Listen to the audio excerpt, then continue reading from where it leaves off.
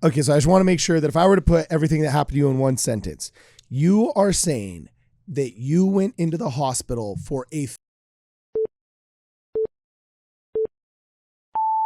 and had a regularly scheduled procedure. And during the battery of entrance questions, when the nurse asked you, are you nervous? Does this cause anxiety? And you said, yes, I'm anxious due to the fact you're about to have a physical procedure, that they weaponized that answer as an excuse to say that you have anxiety and put you in a psych ward, at which point they tried to administer drugs to you against your will, and you suspect it was due to the profitable nature of the institution and taking people against their will. Legally, I've been advised that I can't say that, but that was your takeaway. It sounds like what you went through was a overwhelming abuse of the system. So it sounds like a pattern. And that's literally what happened to you. Yes. So the Department of Justice, okay, so you're claiming you were held against your will when you were.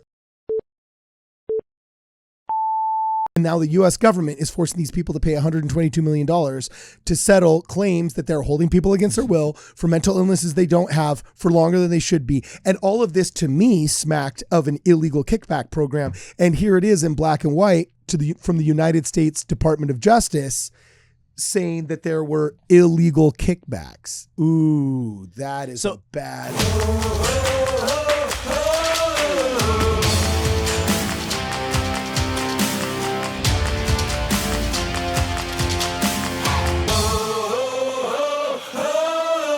Tell us what happened, my man.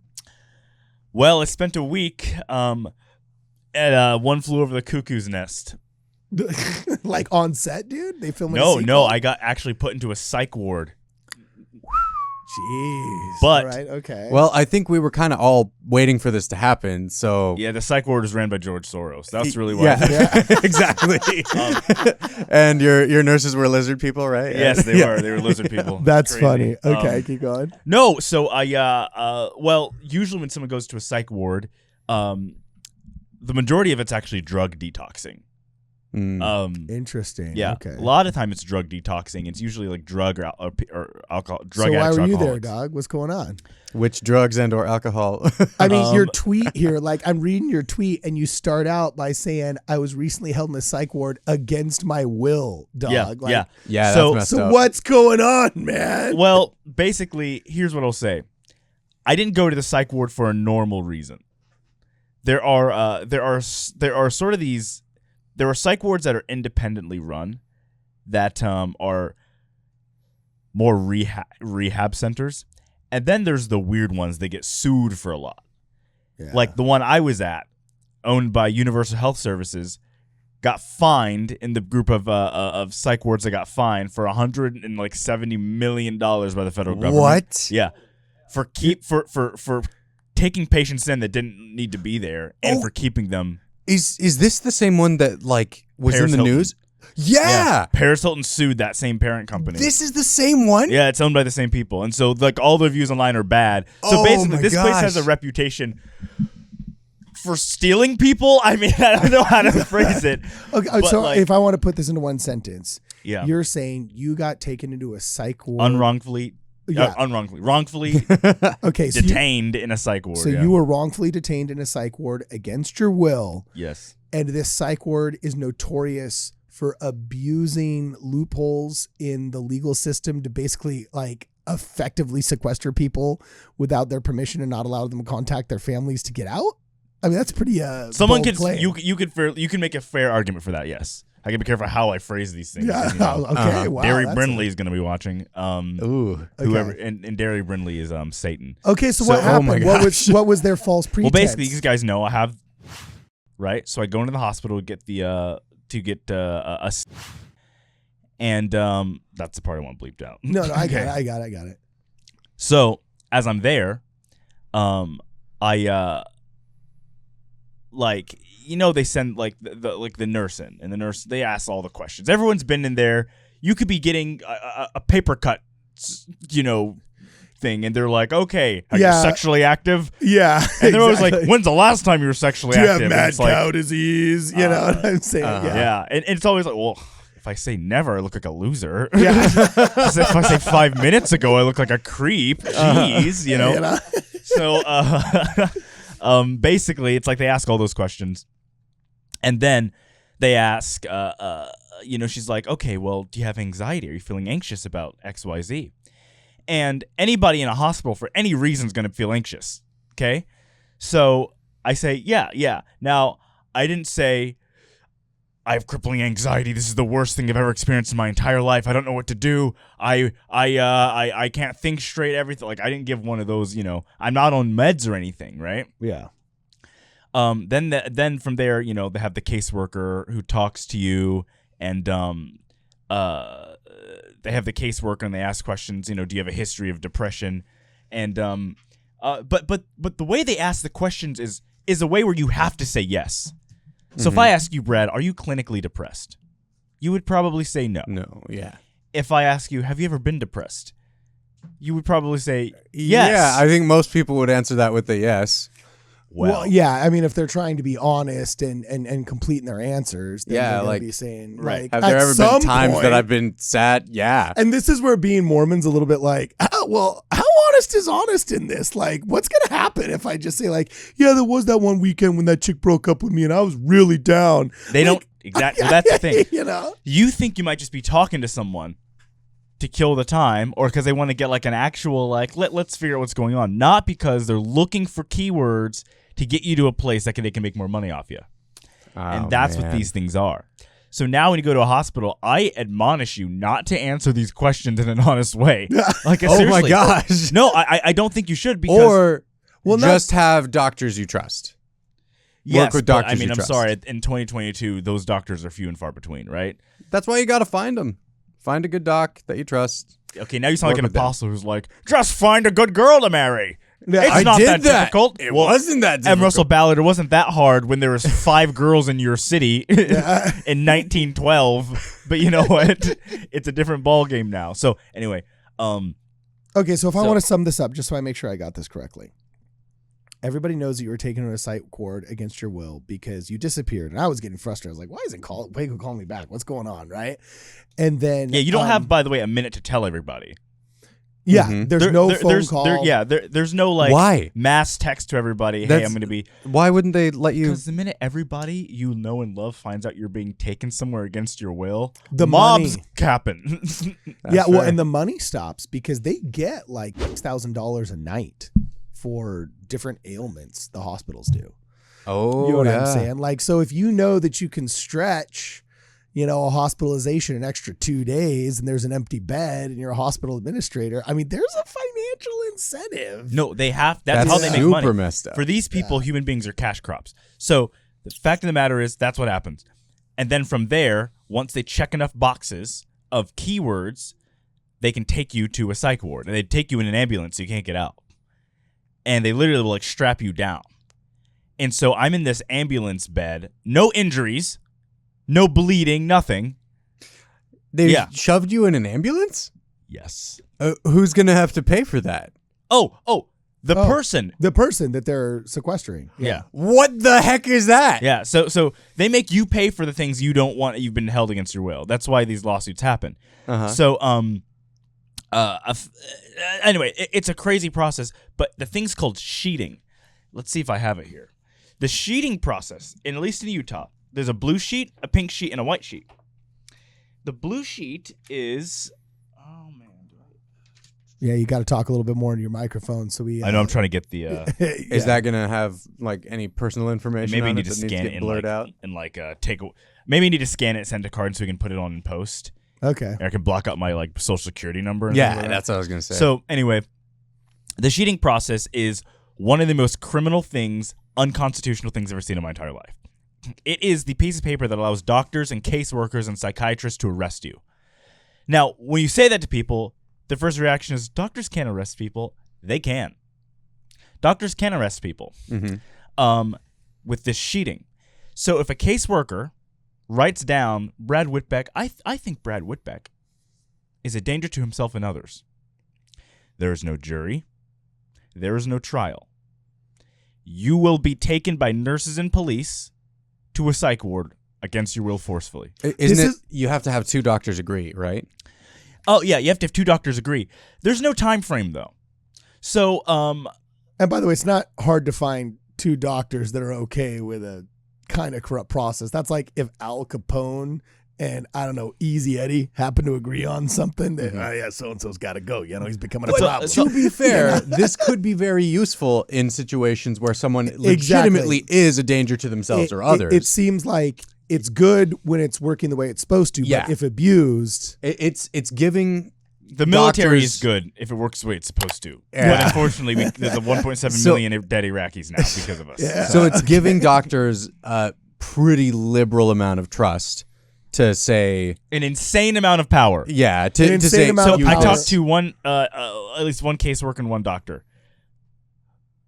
The one I talked to for a bit. The other was in and out in like a minute.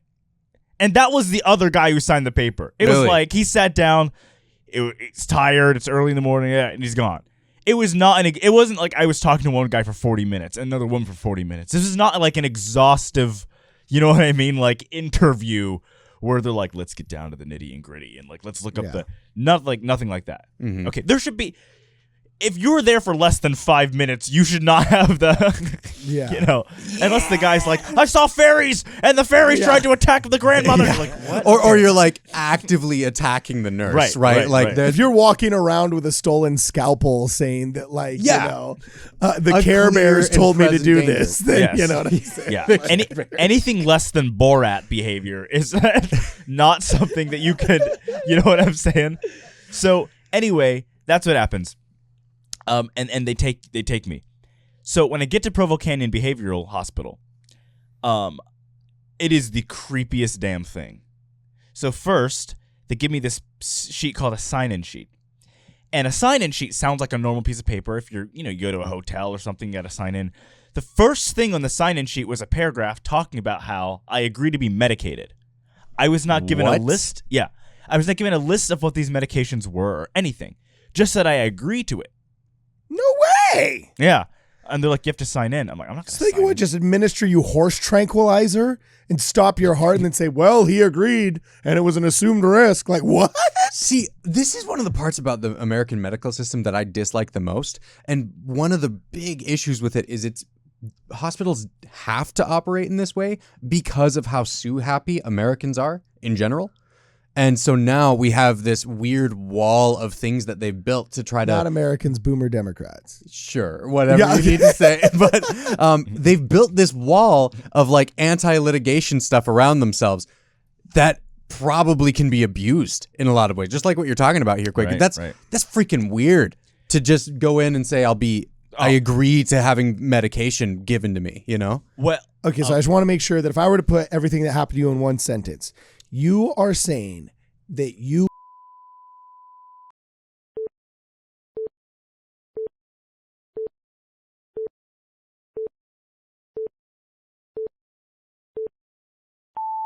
when the nurse asks you, are you nervous? Does this cause anxiety? And you said, yes, I'm anxious.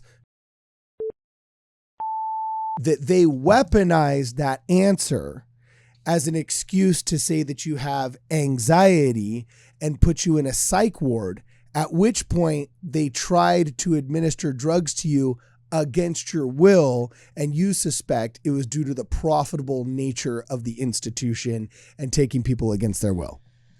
Legally, I've been advised that I can't say that, but that was your takeaway. I'm not allowed to agree with that because that could get me in trouble. Mm-hmm. But legally, that is Cardin's takeaway. Wow. So, yeah. Okay, that's right. So now I'm the one on the hook? No, they're not going to go after you. They're not going to go after you. You weren't there. You're in California. You mean nothing monetarily to them. So, savage. So anyway, after that sign-in sheet, I'm like, dude, I'm not freaking signing this. And they send in this woman who looks like Miss Trunchbull from Matilda, like literally Miss Trunchbull energy. And she's like, oh, no, you have to sign this. I'm like, I ain't signing it. I'm not doing it. I don't take any of these meds. I'm not one of those people. And I would fight tooth and nail not to sign that. But that's what frustrates you, though, because then the second you start fighting them, like, oh, well, he's violent now. Now we need to tranquilize him. So from there... I'm like, I'm not signing it. And I want to leave. And she goes, you can't leave. I'm like, I can walk right out. She's like, no, you can't leave. You're not allowed to leave. What do you mean I'm not allowed to leave? I don't want to be here. And so then she basically says, if you try to leave, then they will sedate you. Yeah. Wow. So I'm led. Seriously? Yeah. So I'm led into this.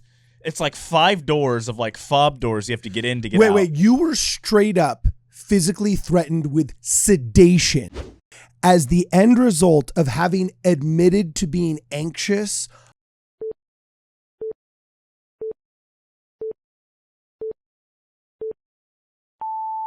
Dude, what the freak? That's so messed up. Wait. Sorry, I'm not allowed to say yes. Okay, cut that part out. I literally have to say that is your takeaway, Carden. Because anything they can use, I can tell it's weird. Whoa. So I am so sorry. We'll have to cut that part out, and I'll just say that is your takeaway, Carden. Jeez Louise. Okay, keep going. So anyway, I get let in, and I literally have a cell. And when I say a cell, I mean these are not like comfortable rooms. Yeah. You know that like blue blanket material that you use in like garages and stuff? Mm-hmm. Yeah. That's what we slept on. Really? Yeah, like literally, it was sewed onto the bed. We slept on these like blue blanket material that like moving blankets at Harbor Freight? Yes, like that, like you're like the U-Haul guys use. What the heck? With these plastic pillows. That is so dehumanizing. Here, flesh bag of bones, go Here, sleep literal on object. Yeah, furniture Okay. that we need to keep from being harmed. By the way, Kwaku, while you were just talking there for a second, I looked up your tweet right here. Okay. That says, I was held in a psych ward against my will. Here's what I experienced at PCB Behavioral. Well, when you look up PCB Behavioral, here it is, Provo Canyon Behavioral Hospital. I get it. And their very first tweet is, thanks to the veterans, we're honored by your commitment to service, right? But then the second one that they post after the advertisement says, by scanning barcodes, nurses or other clinicians confirm they have the right patient, right medication, and right dose. What does that mean? Are they straight up barcoding patients so they know which ones? No. Hey, slapping a barcode on the back of your skull and good luck. No, Carden. Here goes, sedate him. Carden, every hospital does this. You have a little wristband on your wrist that has a barcode associated with it. Let's find a better way to word it. It's part of the electronic portion of medical records. Okay, let's not admit to doing what they did to Jews in tattoos in certain camps of certain subcontinents. All right. It's funny you mentioned that because do you know when psychiatry took its big dive into the mainstream, a massive dive into the mainstream? The Third Reich. All of the psychiatrists in Germany jumped on board with the Third Reich before they were forced to. They were super down about it. Really? And after I left this place, I did such a deep dive into the history of psychiatry. I'd realized no, you know what? Say what you want about Tom Cruise and Elron and David Muscat. Okay, whatever, the kidnapping. They are right on psychiatry. That is what I will admit. The other stuff, bro, that's your religious debate. You want to debate all the E-meter and the bing, bing, boo, whatever. They are right on psychiatry. They are dead on. And every religion gets one thing just really to the nose, okay? Islam is just absolutely right on women driving. I'm kidding. That's not true. That's not true. That's not true at all. I'm kidding. But, that is the first part of the Quran. Yeah. Yes. So anyway, I go into the cell room. It is literally the most depressing room I've ever been in. It is first the windows are blocked out so you can't see outside. Oh, that sounds like a really healthy. Yeah, the toilets have no lids. What? Yeah. Ew. Is it in the same room as you? Well, that's like prison, though. That's prison. They don't have lids on the toilets in prison because you can take them off and use them as a weapon. Yeah. No. Health. Is the primary concern health here, or? Oh, see, Brad, it's funny you mentioned that because in addition to that, in addition to the the no lids in the toilets and the no door to the shower and no door to the bathroom. Whoa. Yeah. In addition to that, you can't go outside unless you want to go on a smoke break at Provo Canyon Behavioral Hospital. Really? And outdoors, it's not really outdoors. You're on a concrete patio surrounded by this giant, and there's chain link 13-foot fence tall, above you, chain right? link fence. Yeah. That's literally how they do it in prisons. Yeah. The only way to go outside is to either be around or participate in smoking. Smoke break is the only way you can go outside. What the heck? And they give you cigarettes. They What? supply you with cigarettes and nicotine gum at this health hospital. I'm not kidding. I'm not kidding. Okay, so here's a thing that I just am thinking about with it. Like, were you like put in some weird max security portion of this place, or is this the average experience? This was apparently like the normal hall I was in. The other one was the one that was freaking out about whenever we had to be marched to lunch. Because I saw like teenage girls who looked drugged out of their mind, dude. Really? Like I saw this girl who had to be. She looked 17. I don't know, but she looked 17, drugged out of her mind, and I was like, okay, I know how sketchy it is in the main hall. I can't prove anything. I can't say they're doing something, but in the age of To Catch a Predator, Epstein, and Stranger Danger, when I see a bunch of drugged up teenage girls in a freaking building where all of these doctors and nurses have what seems to be like absolute power, complete power, that creeps me out. That's freaking weird. And the fact that you're being monitored 24/7 and that there's no doors on these shots. I was like, that's weird. I'm sorry. There's something sketchy waiting to happen. All it takes is one creepy dude nurse and an underage girl, and anyway. Yeah, we can all do the freaking mental weird. math. But here's my question. Okay, so I get that you're saying you believe the institution I haven't even. You haven't even scratched the surface. Okay, I'm gonna try to scratch it fast. So I just kind of listed the qualities of the place. There's nothing to do. This will make it kind of funny because I know we want to laugh. While I was there, there was nothing. If you wanted to watch TV, you had to go to the communal room, and it's like the dirty couches that they haven't replaced in like the Provo apartments for like 15 years. It's like that. Like when you go live at like one of those weird this is Brigham's Mill on 9th East. You're like, oh my gosh, did Brigham live here? This is an old ass building, bro. So basically, you're in this communal room and you just watch TV. So you basically have a bunch of drugged up people just watching TV next to the door to leave to go smoke. Mm-hmm. So you go sit in the main room. It smells like cigarettes, and they're just watching TV. The only other thing you can do is draw, and it's like a bucket of old markers and like whatever paper they just happen to throw in there. So I literally got bored one day and I just drew a bunch of pictures. This is an original art piece, Kwaku, called Freedom. Oh my gosh. This is another one. Are these your little comics? Schizo? Is it like those serial killers that sell their art when they're in like their 25th year? This is the one. This is my favorite one's on the bottom. It says "Welcome to Hell," and then it's Queen Elizabeth saying, "Love what you've done with the place," and Satan says, "Thank you. It's an exact replica of Provo Canyon." Oh my gosh! So you became a political cartoonist dude, you were I have some bars. interned in the psych ward. Now where's all the schizonumerology stuff on I here? don't have it. Oh man, that's too bad. This is Satan. I am Satan. I create war and chaos. This is Putin. I'm Vladimir Putin. I invade Ukraine. This is a Provo Canyon doctor. It says, LOL, amateurs. Oh my god. Right here you got 4 kingdoms of heaven. Celestial, terrestrial, telestial, Provo Canyonal.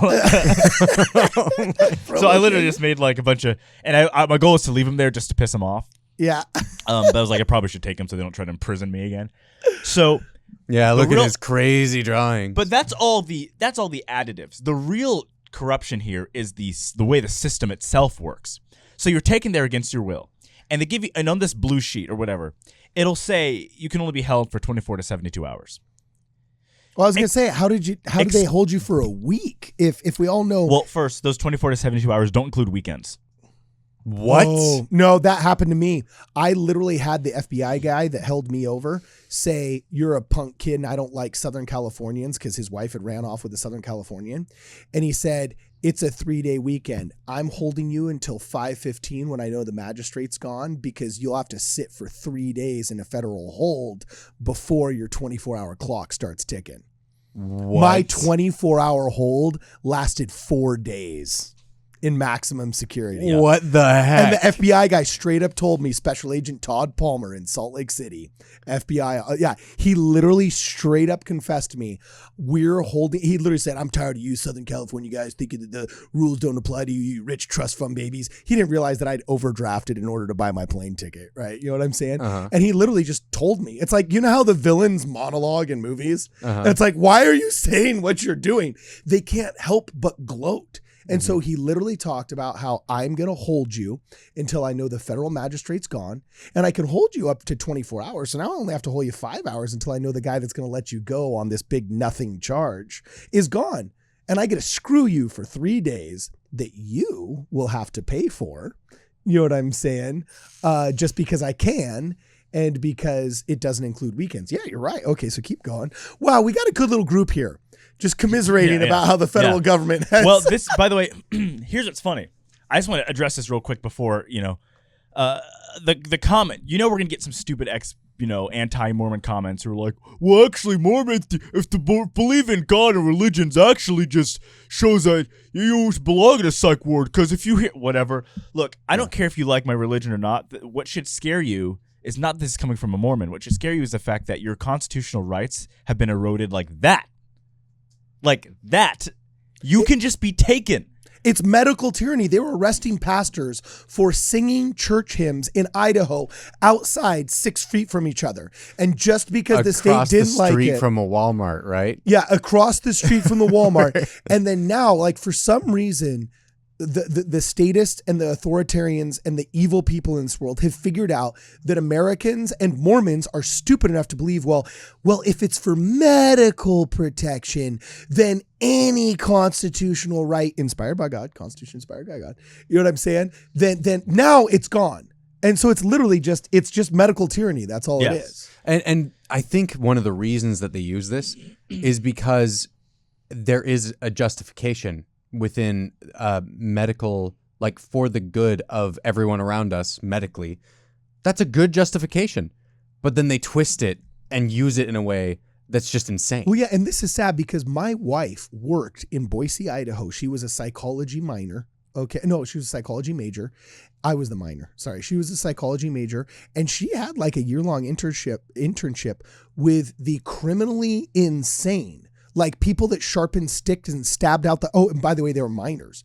We're talking like they make horror movies out of some of these kids. Like, the ones that sharpen their sticks and stab their parents while they sleep in bed and like crazy stuff like that. Okay, those people, it's kind of like, if the cops have photographic evidence and security cam footage of you literally sharpening sticks and stabbing other humans with it, okay, fine. Like this is what the 5150 is meant for, right? You know what I'm saying? Yeah. But like literally saying, I'm anxious about a physical procedure that's about to be performed on me, resulting in a 4, 5, 6 day hold.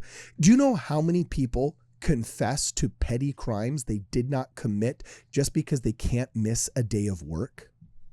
Cops know this in poor communities. Really? And it's sad because before Kamala Harris was corrupt and became attorney general, just like before Elizabeth Warren was corrupt and like had to become woke in order to get donation dollars. She actually wrote a really good book called The 2 Income Trap, which bemoaned females in the workplace, driving up the prices of everything that it costs for a family to live. So now it's a trap of 2 incomes. Yeah, before Kamala Harris became a horrible human being, okay, she actually fought for bail reform. And one of the biggest arguments for bail reform was like, an insane percentage of the people that just take bail and post bail and leave and accept the debt of bail instead of fighting a crime they've been falsely accused of is simply because poor people can't miss work.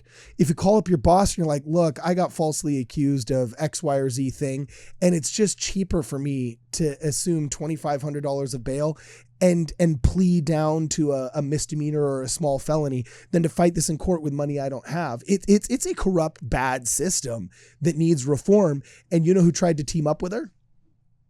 Our boy, Rand Paul, tried to get it through and boom, nothing. So anyway, keep going, Kwaku. I apologize. Well, so the corrupt part of this, when you get there, is the fact that, one, you're held longer if it's a weekends included.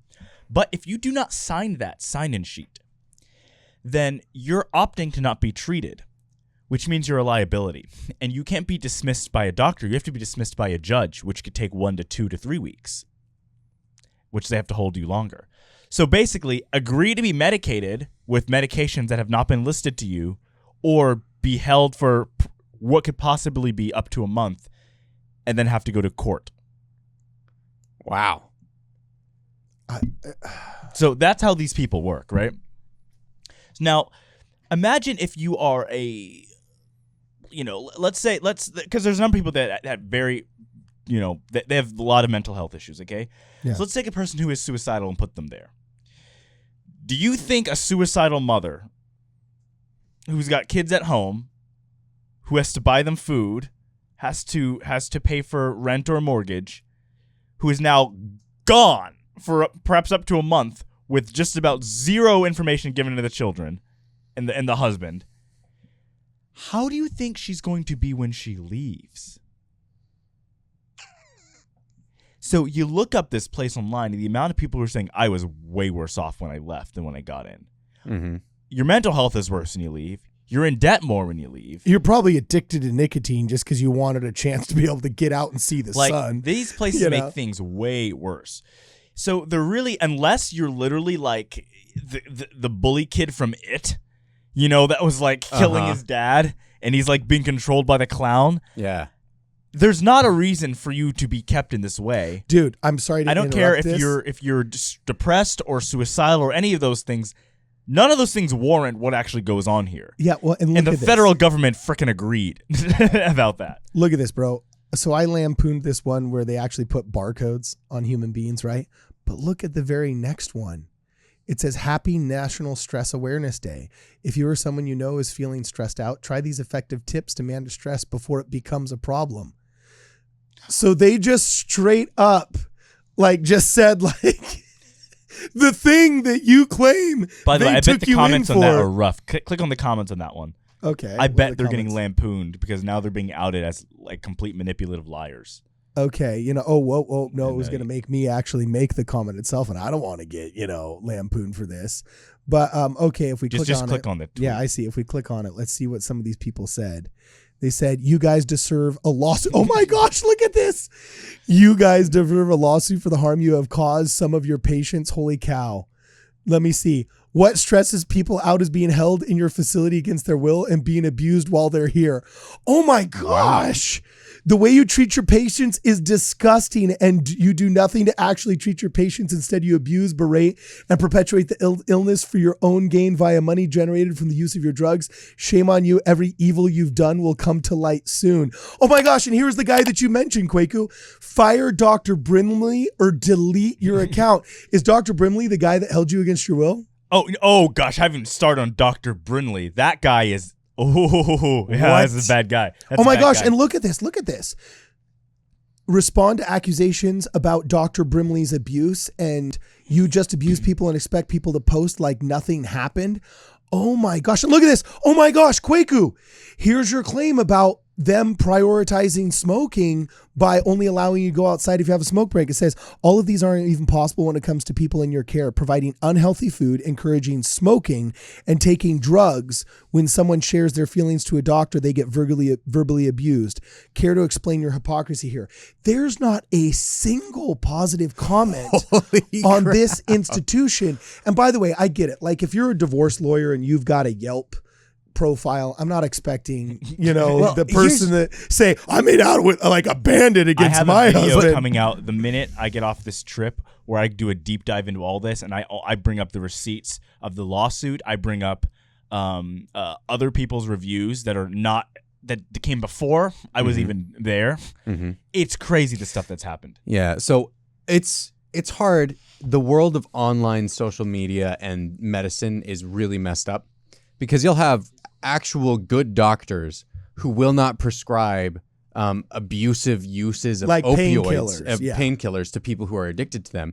And then they'll have horrible reviews left by a ton of people who are like angry that doctor wouldn't give them their fix, right? But what this doesn't look like what's happening here. No. I think there is some level of measured looking at this that we need to apply though. Like not every online review is going to be there because it's someone who actually had that experience there, or that's a fair one. Because also, Right.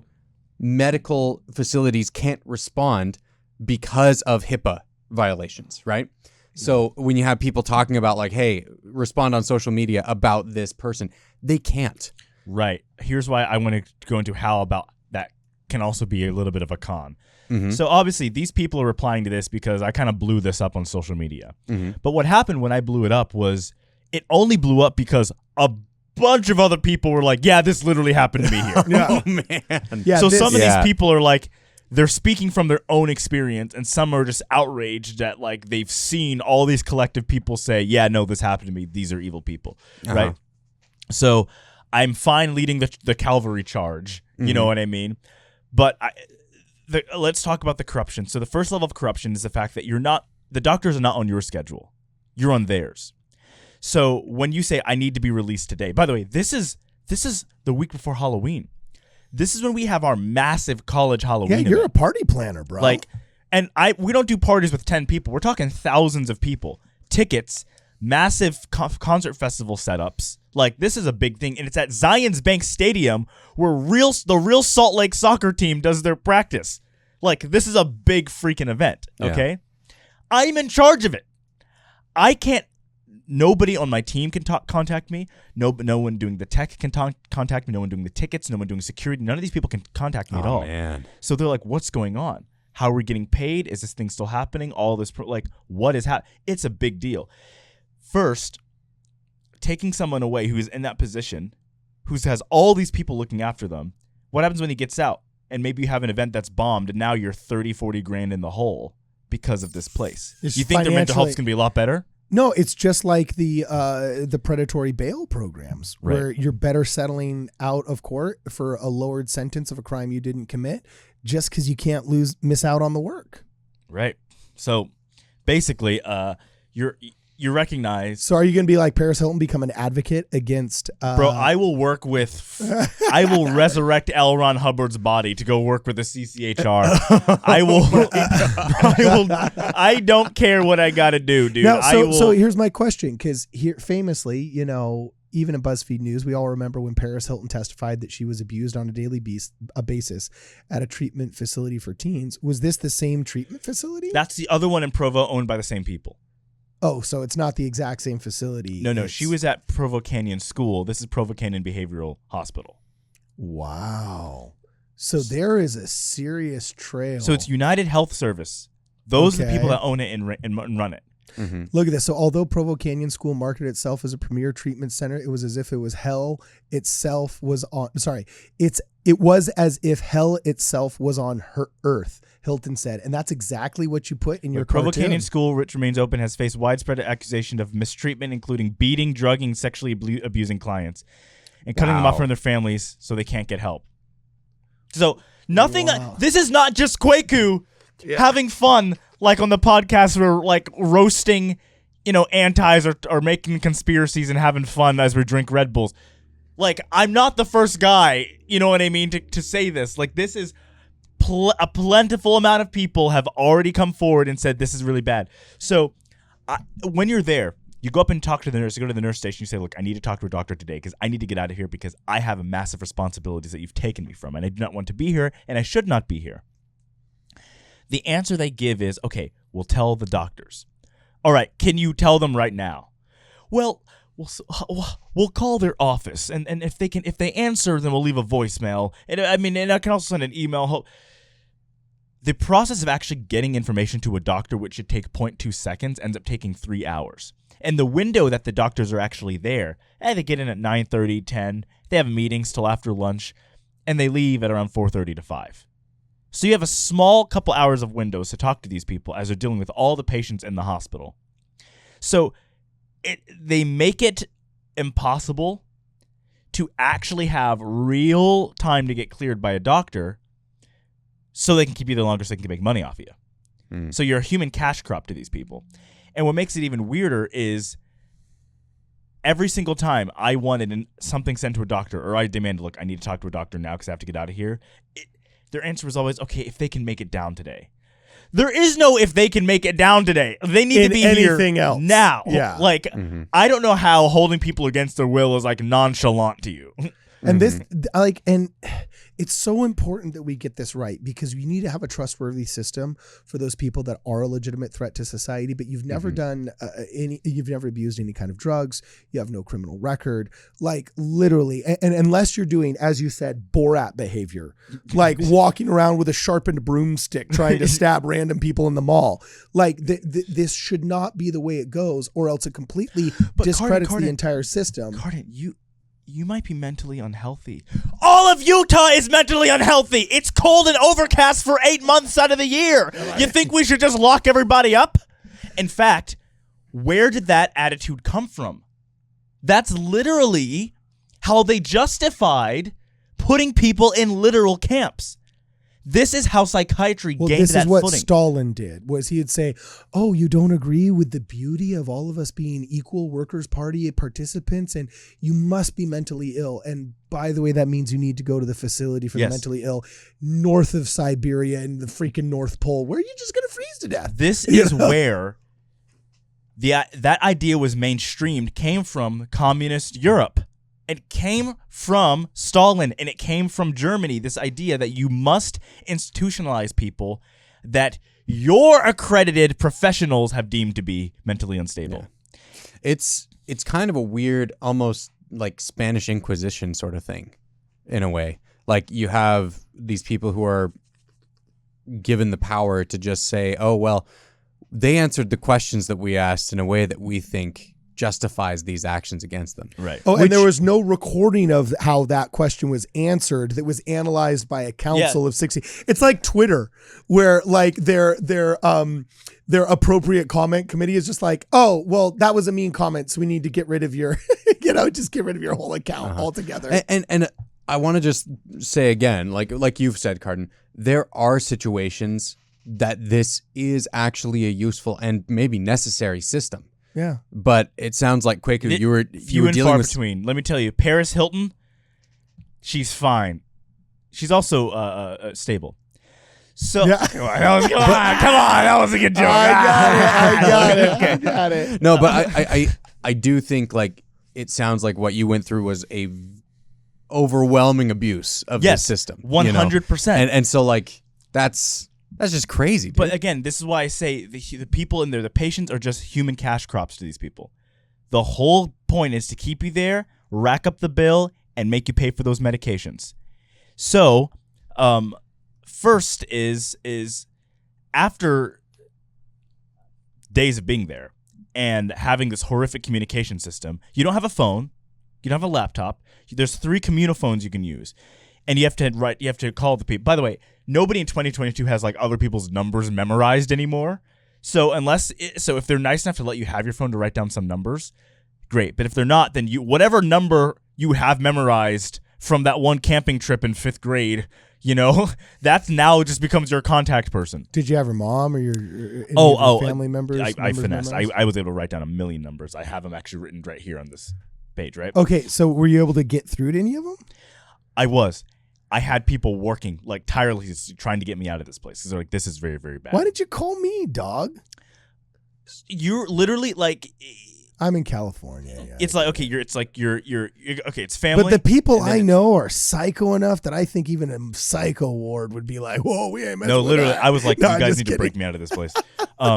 So I'm contacting people on Young and Dumb. I'm contacting family, and I'm like, look, we got to get out of here.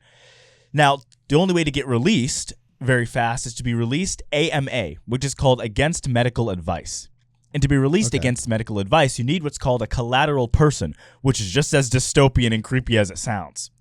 A collateral person is a person that agrees to be with you for 48 hours, so nothing bad happens, and they're legally responsible for you. Mm-hmm. Now, let's say, your nephew is thrown to a psych ward. Okay. And he calls you and says, look, Carden, I'm not a drug addict. I'm not an alcoholic. I'm not going to commit suicide. I literally had a mental breakdown, but I should not be here. This is a prison. Like this is an actual prison. I need you to be they're going to make you stay with me 48 hours. Okay. I'd show up and I'd pick him up. Now, this is what happens when they write down your name and your number as a collateral person. The head therapist calls you. Oh, is this Cardin? You're the uncle. Yeah. Okay, so are you aware that all of our physicians have determined that your nephew is mentally unstable and is on the brink of dying? Yeah, that seems to be the consensus with all the doctors. Oh, he didn't tell you. He's downplaying it. He's downplaying the severity. Let me tell you what's really going on. So, no, you are more than welcome to be his collateral person, but if anything bad happens to him, it is on you. We'd like you to stay with him for 48 to 72 hours. Where do you work? Oh, yeah. Oh, you have a job. Oh, you take the. Oh, well, I mean, he probably can't come. That might be too much stress for him to accompany you on the. Yeah. Anyway, we're gonna have to ask you to completely be with him, take off work, leave all your responsibilities, or else you're legally responsible for this person. And so they intimidate you. Yeah. They legally intimidate you. Okay. Right. And people are like, "Frick! I mean, this is a lot." They don't know that. They don't know that half of those things won't really hold up. But it's terrifying, right? So that's the manipulation they use to make sure no collateral person really makes it through the system. So, luckily, I have, my family is just as crazy as me. So my sister, the minute she found out, bought a plane ticket that moment, and it was the next day, flew to Utah and came there. She's like, I'm not leaving here without my brother. And let me tell you, when a southern black woman flies across the country angrily to grab her brother, you best believe she's gonna get exactly what she wants, right? Yeah. So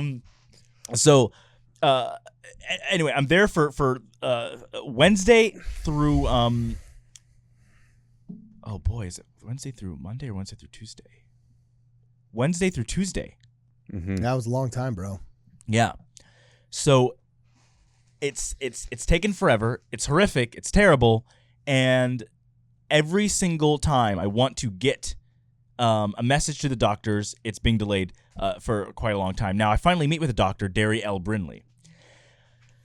He's this guy. Well, I got to tell you, he doesn't have the best reputation on Twitter. That's for sure. No, Derry Brinley is evil. Like, the guy is evil, okay? So really? I'm going to tell you exactly what happened with Derry Brinley. Okay. Because I remember they're saying, look, you just have to meet with a doctor before you can leave. And by the way, some of the nurses there are like BYU students, and like I'm talking to them, and you can tell they're like, yeah, dude, I don't think you should be here. I'm like, yeah, I know. One guy was like, dude, you were on Saints Unscripted. I'm like, yeah, I was on Saints Unscripted. You're not supposed to say that you recognize me. Yeah. It's like, bro, why are you here? I'm like, they all knew I shouldn't have been there, but they have to like play the role. But they're like one guy was like, you're not allowed to have a pen in here, and I'm like, bro. It's like, it's fine, keep it. It's like, yes, like, they knew. The homies that were there knew because they weren't corrupted yet by the system. Yeah. So, and okay, I won't say that. That might be too offensive. But say it and we can edit it out. Yeah. All the young male nurses were chill. It was the women there that were evil. You know the whole thing about how douchey men become cops and douchey women become nurses? Absolutely. Really? Yes. Oh, I've actually never heard that. No, yeah. Yeah, because all the nurses I know were great people. Yeah, all the bullies from girls from high school became nurses. No, I think you mean mental health nurses. Nah, it's all the same. Because the Children's Hospital Los Angeles nurses were all super sweet. Well, okay, any children's hospital nurse is going to be great. Okay, cool. True that. Okay, keep going. So anyway, it's the 7x7 room with me and Dr. Brinley and one of the intern people. So I open the door, I walk in, and he's like, by the way, he literally has the same tone and demeanor as Corbin Blues. Really? This guy is literally Corbin Blues. He's literally RFM, dude. I'm not kidding. No. Oh my gosh. Just the way he talks, he tries to be funny, and it's that weird sense, like you can tell, I was like, hey, this guy's actually the devil. So I come in, and he's is he cheating on his wife? Did he come in zipping up his pants from one of those nurses? I have no clue. Gosh, what the heck, Cardin? I have no clue. Remember Kwaku's theory that they're all adulterers?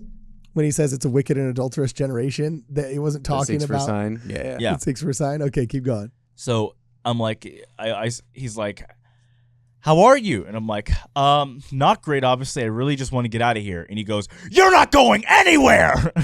Seriously? Yeah. And I'm like, yeah, no, I'm leaving. He goes, you're not leaving. This is the first 2 seconds talking to the guy. And I'm like, what the hell is going on? Yeah. That's what Special Agent Todd Palmer did to me. Yeah. He came in and he said, you're going to prison for the rest of your life.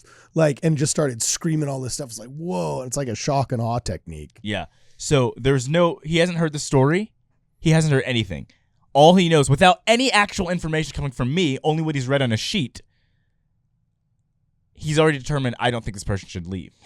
Okay? So as I try to actually explain what's going on to this guy, it becomes impossible. I realize this guy does not want to listen. So I explain, look, I have this massive event coming up. I literally own a company. This isn't crazy psych ward talk. You can Google it. Like, go look at the LLC file. Just Google it. You can see I own it. You can even go to social media and see the months of promotion that have been leading up to this. If this bombs, I'm going to be in a far worse state than when I even came in. Do you understand this, right? You would think, as a psychiatrist whose goal is to make people mentally healthier, that perhaps bankrupting a college student is not a good idea, right? Yeah. Uh-huh. Right? His reaction was, wow, that's a big risk. And I said, what do you mean by that? He says, well, it's a big risk to have a job like that. What? Because he's operating from the standpoint that he's already convicted you of being a psycho. Right. And so from his position of, without any due process, I've already labeled this guy as a psycho. Wow, it must be a big risk having a big, successful, stable person's job as a crazy person. Or how about, I'm not a crazy person? Yeah, yeah. So from there, he wants to bring up medications. Look, I'm not taking medication. I don't believe in that. I don't believe in it, especially because I'm already seeing what's happening to the people around me. And that's where he gets really upset. And he goes, I went to med school. I'm a doctor. Okay, I know more about this than you do. I don't care, dude. I'm not taking your, like, none of your credentials are going to make me take your woo-woo juice. It's not going to happen, okay? Uh-huh. So he then gets up and leaves. And just me and this intern. And she's asking me questions. Asks me a bunch of questions. He comes back and he sits down, goes, I just don't get it. You're religious, right? Religion's killed way more people than psychiatry. What? That's what he What says. the heck? That's what he says, okay? First, I'm not even going to go into that. I don't care. I need to leave. That's not even, like, related. What a weird thing to say. I know. Oh my gosh. Yeah, so I'm like, well, I mean, what matters here is the fact that I should not be here. I have a lot of responsibilities, and keeping me here against my will is immoral and wrong and is going to be far more detrimental to me when I leave. He then says, both she and I know way more than you do. Okay? Mm-hmm. And then he says, you know what? I think you're being evasive. I have barely said anything, by the way. He's doing most of the talking before he left. And he comes back. Is there a video of this? No. Is there a security cam on the wall? You can't record it. There's no audio recording. Oh, Because my HIPAA. gosh. So there's no way to document any of patient abuse at all. Right? So he says, I think you're being evasive with your answers. Well, dude, you're the psycho screaming about how religion kills people, and dude, the crazy guy in this room is you. Like, Yeah, and for a profession that tries to scream scrupulosity, you know what I'm saying, up Right. into the heavens. Wow, that way to shamefully right. try and induce scrupulosity, right? Yeah. Okay, keep So going. he goes, you know what? You can just get out. Now, you can't leave without the doctor's order, right? So at this point, I realized, okay, this whole thing, like, this guy is actually a psychopath. Like, this guy needs to have the freaking thing on, okay? It's like in the first Transformers by Michael Bay, when Shia LaBeouf's character, the cop comes in screaming like, "Are you taking drugs?" And then he acts so crazy that finally at the end, Shia LaBeouf is like, "Are you on drugs?" You know what I'm saying? Yeah, okay, keep going. So after that, I leave and I go to the nurse. I'm like, look, I need a new doctor. This guy's a psycho. And said, okay, well, call down the patient advocate. And the patient advocate's the person that you tell any, you report any sort of abuse or malpractice, whatever to. And he's supposed to fix it. Well, It's in- probably the doctor's nephew, right? Who's just like, in walks a guy who could not care less about anything. Okay. I tell him what's going on. He goes, okay, that's really bad what he did. That's very bad. Doesn't sound like Dr. B. Well, it is. It is. I wish I had a phone to record it. so but you he's took that advocating away. for the doctor against you. Yeah. Because simply by saying, oh, that doesn't sound like Dr. B, that's literally what a mother would say to a principal that's trying to tell her that her son is a bad person. Yeah. Like, so he's obviously no not good. advocating. Uh-huh. And also, I mean, it's their boss, right? So Sounds then, like a really well-designed system. yeah, this is an It's impeccable, really going to bulletproof help system. patients. Yeah. So then I'm like, look, I need another doctor. I need to speak with him today because I can't wait a whole freaking weekend. Okay. And I know that you guys are slow as hell. Okay. So, and by the way, I'm trying to be very respectful as I'm saying all this because, like, you know, you kind of have to play the system the way it is. So he says, I can't promise when you'll speak with another doctor, but you will have another doctor today because time is of the essence. No other doctor comes down that day. So I'm held another night. Okay. Jeez. The next day, I finally get to speak with a woman named Dr. C. Dr. Cisneros, I think is her name. And she agrees I shouldn't be there. She's like the first reasonable person in that whole place. She's like, oh, you own a company? That's cool. Oh, you're at BYU? Oh, wow. Yeah, I don't think you should be here. I think you're fine. I'm like, great. Yeah. Great. Okay, good. Yeah. Let's get out of here. We start the process. Collateral person is who they talk to. They come back and say, talk to your collateral person, and just now they're a little bit worried. Wasn't that your sister? Well, I had a bunch of different collateral people written down. I was like, mother effer, whoever can come, let's go. Okay, Dude, usually, by the way, they would not communicate with my mother though. They communicate with her a little bit. She was calling nonstop. They were trying as hard as they could not to communicate with her because she was the most, no, get my son out of here. So they were always trying to default to other people, right? Oh, man. What, dude, dog, why didn't you freaking call me? I literally would have just marched out of there and said, I'm not leaving this freaking office until you guys give me my bro. Because I had a phone for, I think, like, they want you to be family in some way. Yeah. And, like, That's- You've got to be, like, related. so I would have had to say, like, you were a cousin or something. Okay, But cool. They wouldn't have believed that. Why? Because they're racist. They would just Google. Obviously. They would just Have you Google. heard of what these people did? Yeah, seriously. No, do you literally know, like, this, where the idea of the whole, like, bell curve, like, test came from? Oh. It was psychiatrists who created this. They're the ones who pushed to the segregation of states. We have psychologically proved that Negroes are less intelligent and are more of a danger. Like, psychiatry has been doing this stuff forever. Like, these are... Okay, so anyway, we'll do a different podcast about that. Yeah. So the racist origins of psychiatry. So from there, I'm like, okay, so my collateral person fell through because you intimidated them. Great. Who was it? Was a weak sauce college boy? No. It. You have to also recognize that they can say no to a collateral person too. Okay. Oh. Right. So you like, think, have you caught up with that collateral person and been like, is what they said real? I'm still trying to get. It's difficult because you have no recording of their private phone call. There's no three-way conversation. Yeah. So when you try to like, how I can say it's this, like a bad movie where the collateral person could say, yeah, I've got time over the next couple of days. And they can walk into you and say, oh, the collateral person's really busy. And then you could say like, no, tell them that like it's all expenses paid. I'll pay for it. And they come back out there and they say, oh, there's financial questions involved. You know what I'm saying? Yeah. Like they can totally misrepresent so much you. smoke and shadow that the whole process of the process, you can see there's smoke and shadow. So what's going on when you can't see it? I mean, the odds are you literally need to have your freaking family member fly across the country and be in the building and say, F you. Yeah. Ain't no way I'm leaving here or else, you know? So you have to literally physically threaten them in person. So. Which we are not advocating for. We are not advocating for. Yes, he means physically threaten them in person. Oh, I mean, kick their ass. No. So, so then, after that, weekend comes. You're held there the weekend. And then, beginning of the week, my sister's there. Finally gets there. And, by the way, every single day I've avoided taking the meds. I always try to get me to take the meds. Oh, I almost forgot this thing. They sent this dude in, this bald dude with a beard, to ask me like this freaking questionnaire of 50 questions. And he asked me questions like, are you depressed? Are you anxious?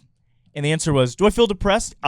Well, I don't know if you've ever been held in a prison cell after you did not commit a crime with no end in sight. But that's currently what I'm experiencing. Yes, I do not feel great. So he writes down the report based on these questions. When I saw the report the next day, the context was taken out. So it said depression worsening, not depressed because he is here. Oh, depression my worsening gosh. should take medication. So basically, so they take all the context out of what you're saying, so they can still prescribe you. So you're saying that they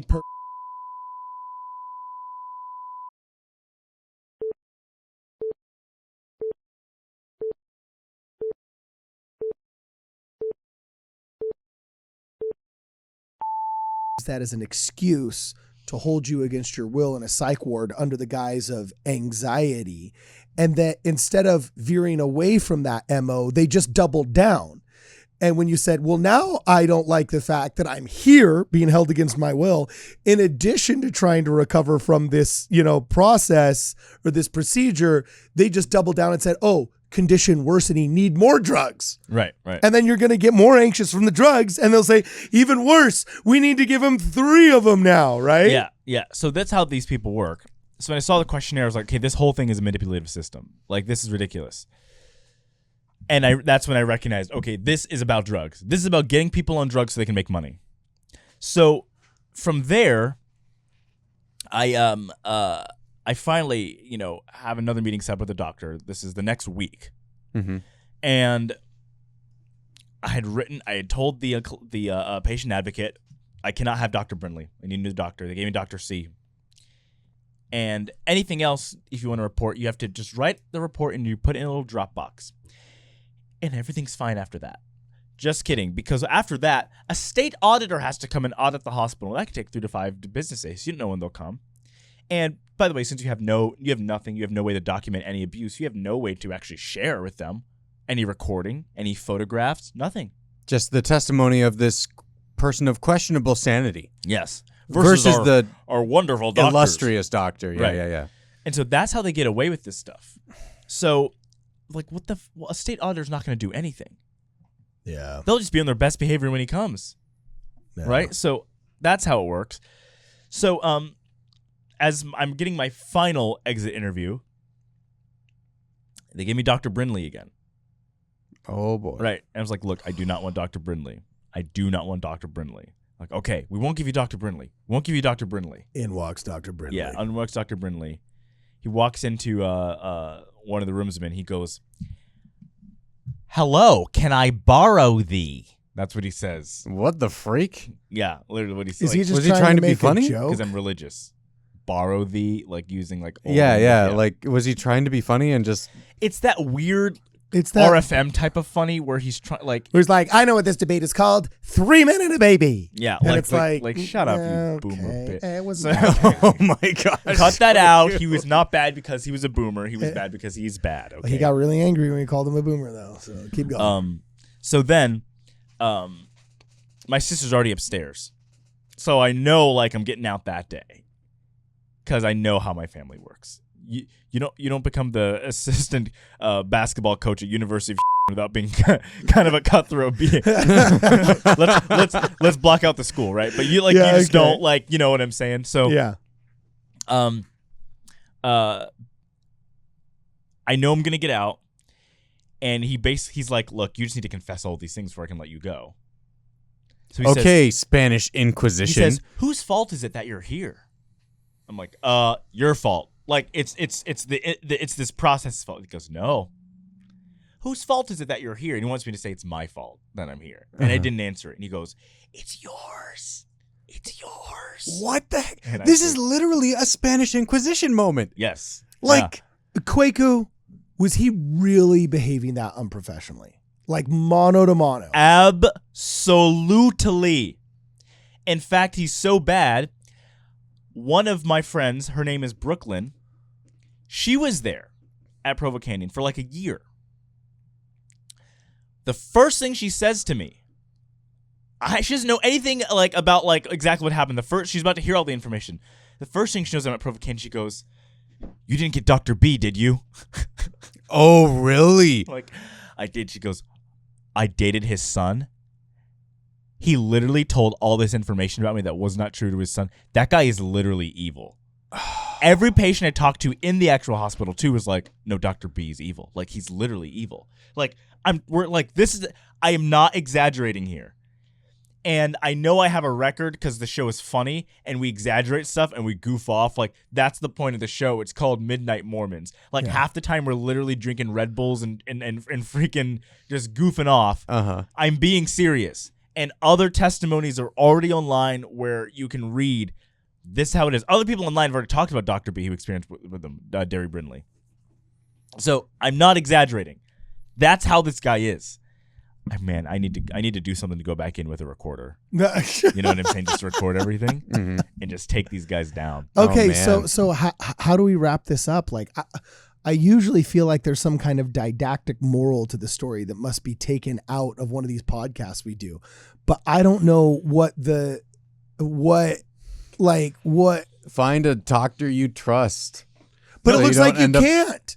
Because if they want to take you, they'll take you. It's not like Kwaku had the opportunity to say, I don't want to be here. I'd rather go to another mental health facility for me to be evaluated. No. I'm saying find a doctor you trust in the first place for your general practice, you know? Like, so that you don't end up with the questionnaire crap that you were dealing with. Here's what I think. Well, I bet you there's a kickback for the first doctor from the second institution. I hate to say it, but I know doctors that are emergency room doctors that may or may not have been offered to sit down with lawyers, and if certain HIPAA violations were committed, to get people's numbers of injured parties, you know what I'm saying, for representation of very expensive insurance cases, such as car accidents.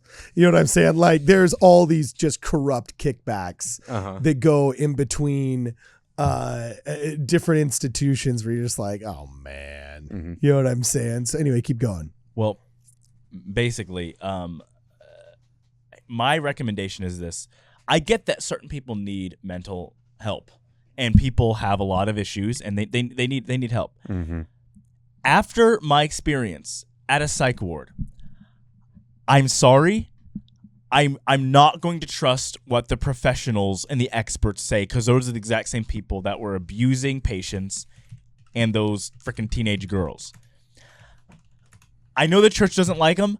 Go to a freaking energy healer if that's gonna help. Okay, go do the freaking the auditing sessions. Go do to a whatever. Psychic before you go Literally, to that. these people view you as a cash crop. You are an object, a bag of blood and bones that they can test their medication on. And by the way, go into this rabbit hole. How psych wards get paid by pharmaceutical companies to test out drugs on people and send back reports of what it does. Look, go into that rabbit hole. That's terrifying. When you start realizing that, you start going, oh man, am I in a psych ward that's literally testing out stuff? Oh on my me? gosh, look at this, bro. I just Googled, you know what I'm saying? Now I get it. Some people might call this confirmation bias. I'm very aware of what goes on with here. But when I Google complaints against Dr. Brinley, because you want to see like, okay, what's the complaints? Because oftentimes when I was a private investigator, you would try and investigate what are called common threads, right? And if somebody's getting accused of sexual abuse and you go look up the complaints against them, and it never mentions sexual abuse, but maybe it mentions like they're overcharging or something like that. When there's a lack of that common thread, it becomes less of an agreeable complaint, right? Well, dude, when you post, look at the number 2 hit. Dr. Brinley is a psychology specialist practicing in Utah, is known to be verbally abusive and provocative towards patients. And here you are saying, he said, whose fault is this? Whose fault is this? It's yours. Like, what the heck? That's such a freaking weird thing. Dr. That's just Brinley is creepy. a demonic crypt keeper looking boomer demon. Okay, that's who he is. And I'm telling you, there's a lot of people that have experiences with this man, and the experiences are very, very bad and abusive. He's known for that. Oh god. So I mean, really, my admonition is don't go. I'm sorry. Like, by the way, find somewhere else. Find somewhere else that's better. I'm sorry. In our current age, first, the trust in the medical system is already at an all-time low after how they handled the schmobich.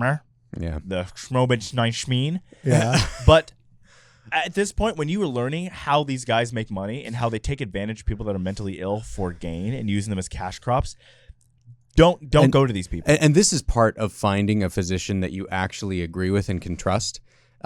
You've got to make sure that you're looking for a physician that is trying to help you become healthier, not just by prescribing things.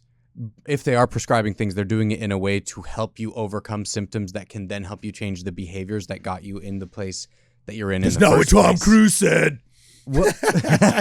No, there are times when medication is necessary. But you got to find. That's not what Tom Cruise said. But there are times I think you need to find the doctors that you trust their judgment enough. You're not listening. That's not what Tom Cruise said. Well, I'm going to read this to you. Okay, this is from justice.gov regarding the. Actually, let me just. I'm going to put. How about I put it in the Discord? How about that? Okay, cool. I'll pull it up right here. While you're putting up the Discord, I do have to transition to this WebMD thing. Obviously, the constitutionally minded person here knows that, okay, you can't besmirch a guy until you've heard both stories. We got to have habeas corpus. We got to have the right for him to make his case, right? And online reviews are not habeas corpus, all right? It's a court of public opinion. It's not a real court or anything. But I do feel sometimes part of me kind of feels bad for this guy, even if what you said is true. He's a heinous individual, but operating under the assumption that we don't know it is true because we haven't had a chance for him to tell his story yet. I do have to say this is just plain old funny because on WebMD, he's got 2 reviews, just 2.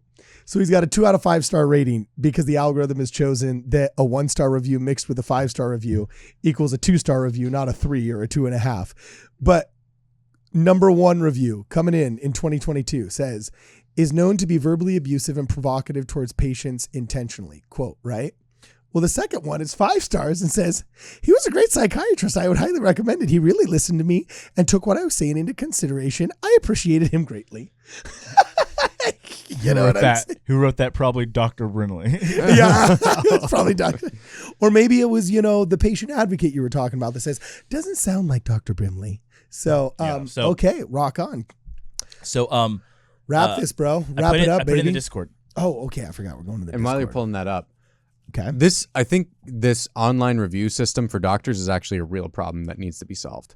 Yeah. Because same with lawyers. Yeah. It can be used in a way that can be really actually detrimental to good doctors, but it can also be something where they pay for enough reviews to cover up that a bad doctor is really a bad doctor. Then you're in trouble. Speaking of bad doctors, I just read the this Department headline. of Justice, Friday, July 10th, 2020. Universal Health Services and related entities to pay $122 million to settle false claims, act allegations relating to medically necessary inpatient behavioral health services and illegal kickbacks. Oh, so I was right that there's corruption and financial incentive to keep people against their will. And now there's a freaking Department of Justice lawsuit that was settled to the tune of $122 million that freaking proves it? By dude. By the same parent company. What year was this? 2020. Oh, dude. My birthday, July 10th is when this was released. Oh my god. Are you serious? Yeah. Well, happy birthday to you, Kwaku. Look at this. This right here. You can scroll down a little bit. I'm just going to read off my phone. Okay. There it is. Okay. The government alleged that between January 2006 and December 2018, UHS's facilities admitted federal healthcare beneficiaries who were not eligible for inpatient or residential treatment. So uncrazy people got called crazy and forced to stay against their will. Okay. Because their conditions did not require that level of care, while also failing to properly discharge appropriately admitted beneficiaries when they no longer required inpatient care. So it sounds like a pattern. And that's literally what happened to you. Yes. So the Department of Justice, okay, so you're claiming you were held against your will when you were improperly diagnosed for a mental illness you did not have. And now the U.S. government is forcing these people to pay $122 million to settle claims that they're holding people against their will for mental illnesses they don't have for longer than they should be. And all of this, to me, smacked of an illegal kickback program. And here it is in black and white from the United States Department of Justice saying that there were illegal kickbacks. Ooh, that is a bad indictment. Anybody who's watching this who pattern. wants to think this is just Mormons complaining, like, bro, the Department of Justice is like, yeah, that's what they do. Known pro-Mormon rag, the U.S. Department of Justice is agreeing with. So anyway, this is just how our freedom is being taken away, and medical tyranny is real, and we have to do something about it. But these guys are getting away with this just criminally satanic dark stuff. And at this point, I don't know. I'm happy I went through it in a way because now I can always speak from experience. But like, this happened to me. Yeah, and countless other people. And this is like, you know, when Bill Maher says the Democratic Party and the media needs to stop behaving in a way that's hard to misinterpret as an Onion headline. You know what I'm saying? Do you remember when they said that? Do you remember when they said that? Okay.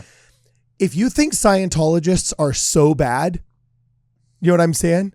How about you stop behaving in a way that makes their whole anti-psychiatry movement and Look museum and claims look 100% right? You know what I'm saying? Like, maybe you're hospitaling wrong if your hospital looks like every negative claim the Scientologists are leveling against you. Right. Yeah. You know?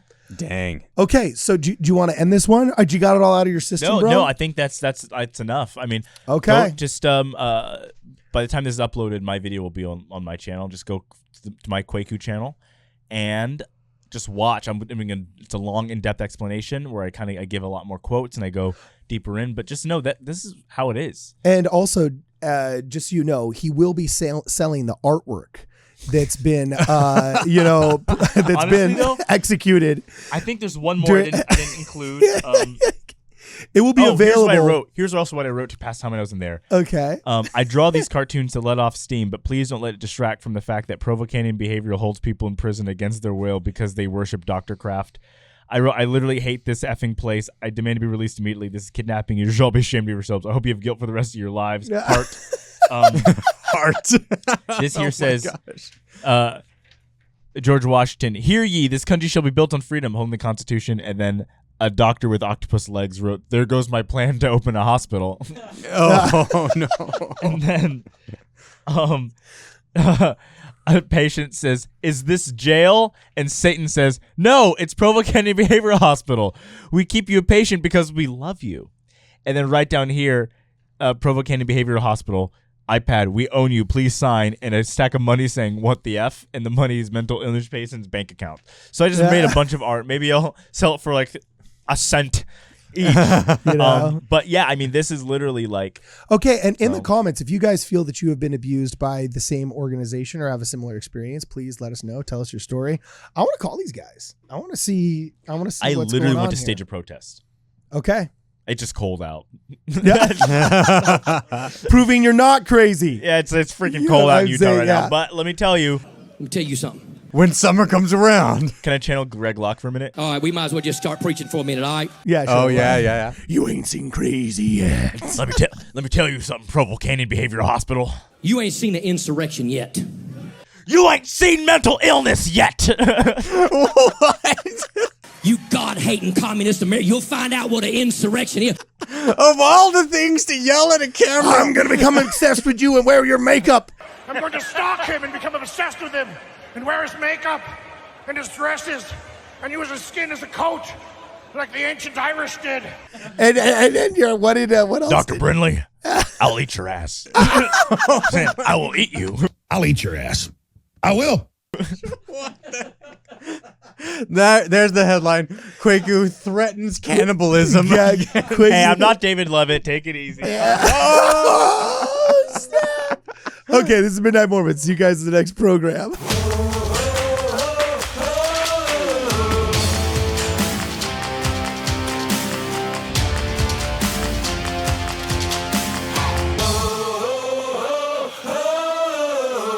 Hey guys, Cardinellis here. Thanks for watching the video. Now, before we go on to the next video, we gotta talk. We've got a ton of subscribers for which we are very grateful, but unfortunately, I'm going over the analytics and less than 15% of you guys have clicked on the bell icon next to the subscribe button. Now, besides being subscribed to this channel, you need to click that bell icon so you get alerted to every video we drop. We're making about 3 videos a week, dropping them once every other day, and you're not going to see all of them unless you've clicked on that bell icon. So please make sure you like and you share and you subscribe and you also click on the bell icon. See you guys in the next program.